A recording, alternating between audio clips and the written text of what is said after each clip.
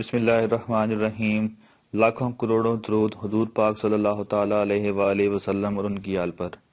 سوال: چھینک اللہ کی طرف سے آتی ہے، مگر نماز میں آنے والی چھینک کو شیطان کی طرف سے کیوں کہا جاتا ہے؟ جواب: حدیث پاک میں ہے کہ نماز میں چھینک، اونگ، جمائی، حیض، قے اور نکسیر شیطان کی طرف سے ہیں۔ ترمذی شریف کی حدیث نمبر 2754۔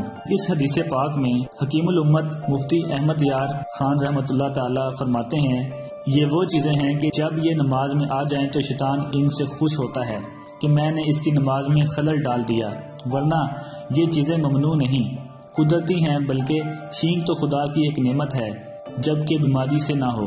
مدنی مذاکرہ 6 محرم الحرام سن 1440 ہجری۔ جزاک اللہ۔